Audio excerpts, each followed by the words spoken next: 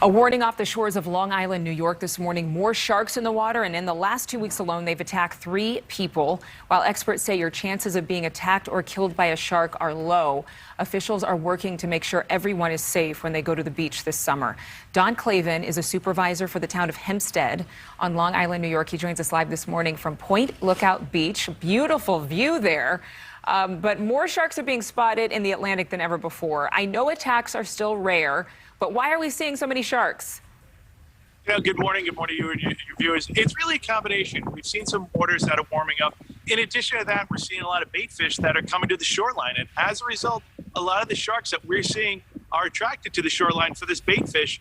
So we're taking the precautions down here to make sure that the swimmers can enjoy themselves on a beautiful sunny day, but also rest assured that we have extra precautions in effect to safeguard them from critters in the water as sharks. What is the town of Hempstead doing to maybe spot those sharks sooner so they can tell people don't go in?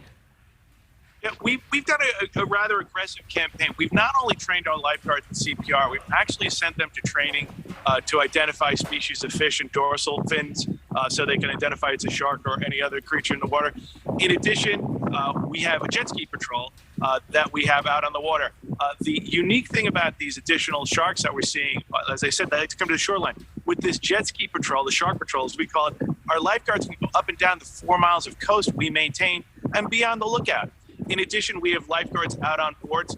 And not only do we have lifeguards in the stands looking out for just general swimming dangers, we actually have extra lifeguards out watching the waters, watching for that dorsal fin that might come up, watching for maybe last year we had a shark jump out of the water.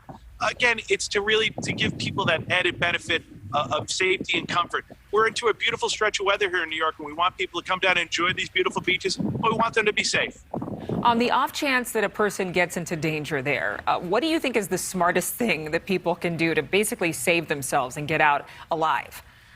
You know what? The first thing is, the lifeguards are trained to help you, and they're going to advise you when they see someone flailing, then see somebody identified. The lifeguard's going to take the extra precautions of getting swimmers out of the water and safeguard them. And I'll tell you, the resident has been great.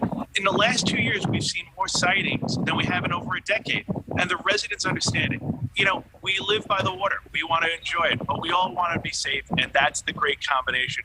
Our lifeguards, our bay constables, our police department, our counties, all working together to safeguard the residents. I know you have a lot on your plate, Don, but do you happen to know how those 3 folks are doing, or at least or any of them are doing, who were attacked by sharks?